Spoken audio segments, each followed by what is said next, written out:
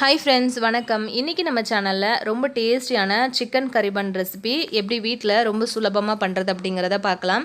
இது பண்ணுறதுக்கு பார்த்திங்கன்னா ஃபஸ்ட்டு நம்ம ஈஸ்ட் வந்து ஆக்டிவேட் பண்ணணும். இன்றைக்கி நான் ஒரு 50 ml வெதுவெதுப்பான பால் எடுத்திருக்கேங்க. ஒரு 2 ஸ்பூன் அளவுக்கு சர்க்கரை சேர்த்துக்கோங்க. அரை ஸ்பூன் அளவுக்கு ஈஸ்ட்டு சேர்த்துக்கோங்க. சேர்த்ததுக்கப்புறம் நல்லா இந்த மாதிரி மிக்ஸ் கொடுங்க. இந்த மாதிரி நல்லா கலந்து விட்டதுக்கப்புறம் இதை வந்து ஒரு மூடி போட்டு மூடி வச்சிடலாம். இந்த ஈஸ்ட் வந்து ஆக்டிவேட் ஆகட்டும். இப்போ நம்ம மாவு ரெடி பண்ணிடலாங்க. இது வந்து ஒரு 200 கிராம் அளவுக்கு மைதா எடுத்திருக்கேன். தேவையான அளவுக்கு உப்பு, ஒரு முட்டை சேர்த்துருக்கேன், ஒரு ஸ்பூன் அளவுக்கு பட்டர் சேர்த்துருக்கேங்க. சேர்த்துட்டு இந்த மாதிரி எல்லாத்தையும் நல்லா மிக்ஸ் பண்ணி விடலாம். முட்டை உங்களுக்கு வேணும் பிடிக்கும் அப்படின்னா சேர்த்துக்கோங்க, இல்லைன்னா முட்டை வந்து ஸ்கிப் பண்ணிடலாம். இப்போ பாருங்கள், ஈஸ்ட் வந்து நல்லா ஆக்டிவேட் ஆகி வந்திருக்கு. இப்போ இந்த ஈஸ்ட்டை வந்து நம்ம உள்ளே சேர்த்துடலாம். சேர்த்துட்டு நல்லா வந்து பிசைஞ்சு கொடுங்க. ஃபஸ்ட்டு நம்ம பிசையும் போது கையில் ஒட்டுற மாதிரி தான் இருக்கும். அப்புறம் நம்ம பிசைஞ்சு முடித்த உடனே இது வந்து சரியாயிடுங்க. பாருங்கள், இந்த மாதிரி நல்லா பிசைஞ்சு கொடுங்க. பிசையும் போது உங்களுக்கு வந்து அந்த ஈஸ்ட்டு சேர்த்த பால் பத்தலை அப்படின்னா நீங்கள் வெதுவெதுப்பான பால் கூட நீங்கள் வந்து கொஞ்சம் கொஞ்சமாக சேர்த்து பிசைஞ்சிக்கலாம். இதை வந்து 1 மணி நேரத்துலேருந்து ஒரு 2 மணி நேரம் வரைக்குமே நம்ம வந்து ரெஸ்ட்டில் கொடுக்கலாம். இதை வந்து மூடி வச்சிடலாம்.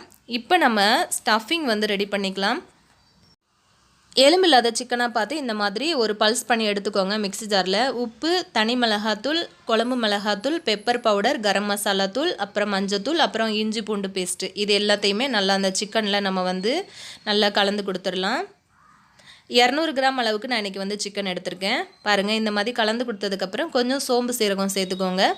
ஒரு 2 பெரிய வெங்காயத்தை குட்டி குட்டியாக நறுக்கிட்டு சேர்த்துக்கோங்க. கொஞ்சமாக கருவேப்பிலை சேர்த்துட்டு நம்ம வந்து ரெடி பண்ணி வச்சுருக்கிற சிக்கனை அதில் சேர்த்துக்கலாம். சேர்த்துட்டு இந்த மாதிரி நல்லா வந்து வதக்கி கொடுங்க. ஒரு 5 நிமிஷம் நீங்கள் வந்து வதக்கினீங்க அப்படின்னாலே உங்களுக்கு சிக்கன்லாம் நல்லா தனித்தனியாக உதிர்ந்து வந்துடும். நல்ல பாதி அளவுக்கு வதங்கினதுக்கு அப்புறமா ஒரு அரை டம்ளர் அளவுக்கு தண்ணி சேர்த்துக்கலாம். தண்ணி சேர்த்துட்டு ஒரு மூடி போட்டு மூடி வச்சுருங்க. இப்போ பாருங்கள், தண்ணி எல்லாம் நல்லா ட்ரை ஆனதுக்கப்புறம் எப்படி வந்திருக்குன்னு. இப்போ தேவையான அளவுக்கு கொத்தமல்லி இலை தூவி இதை வந்து நம்ம தனியாக இறக்கி ஆற வச்சிடலாம். நம்மளோட ஸ்டஃபிங் வந்து ரெடி ஆகிடுச்சு. இப்போ பாருங்கள், 2 மணி நேரம் கழித்து நம்ம மாவு வந்து எந்த அளவுக்கு டபுள் ஆகி வந்திருக்குன்ட்டு. இப்போ நம்ம இந்த மாவை எடுத்து நல்லா பிசைஞ்சு கொடுத்துடலாம். ஒரு 5 நிமிஷத்துக்கு பிசைஞ்சிங்க அப்படின்னா போதும். கையில் ஒட்டுற மாதிரி இருந்ததுன்னா மாவு கொஞ்சம் டஸ்ட் பண்ணிவிட்டு நீங்கள் வந்து இந்த மாதிரி நான் வந்து பூரி தேய்க்கிற கட்டையில் வச்சு தாங்க இந்த மாதிரி தேய்ச்சிட்ருக்கேன். இந்த மாதிரி ஒரு 5 நிமிஷத்துக்கு நீங்கள் வந்து தேய்ச்சி கொடுங்க.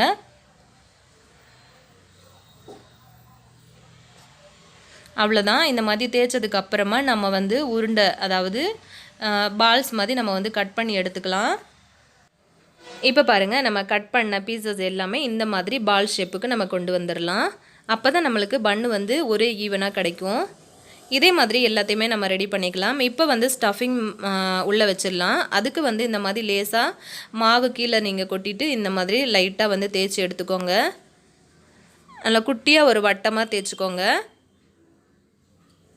இதுக்கு நடுவில் நம்ம வந்து ஸ்டஃபிங் பண்ணலாம். நீங்கள் வந்து சிக்கன் ஸ்டஃபிங்க்கு வந்து ரெடி பண்ணினதுக்கு அப்புறமா கூட நீங்கள் மிக்ஸி ஜாரில் சும்மா ஒரு சுற்றி எடுத்தீங்க அப்படின்னா நல்லா உங்களுக்கு சாஃப்டாக கிடைக்கும். நான் இன்றைக்கி அந்த மாதிரி செய்யலை.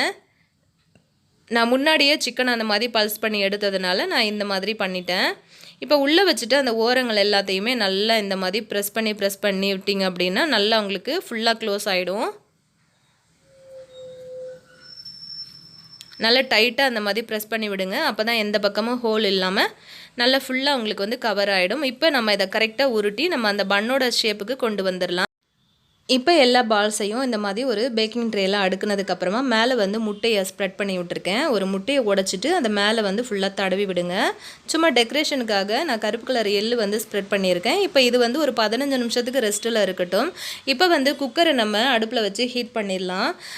கீழே வந்து சால்ட் வந்து சேர்த்துக்கலாம். ஒரு லேயர் மட்டும் போட்டுக்கோங்க. போட்டுட்டு நடுவில் நம்ம வந்து ஸ்டாண்டு வச்சிடலாம். நல்ல ஒரு ஹை ஃப்ளேமில் வச்சு ஒரு 15 நிமிஷத்துக்கு மூடி வச்சுருங்க.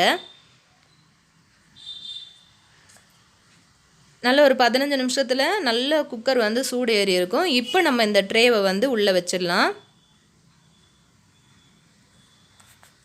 இப்போ பாருங்கள், இப்போ இதை உள்ளே வச்சுட்டு நம்ம இதை வந்து மூடி வச்சிடலாங்க. நமக்கு வந்து ஒரு 40லேருந்து 45 நிமிஷம் கரெக்டாக பிடிக்கும்.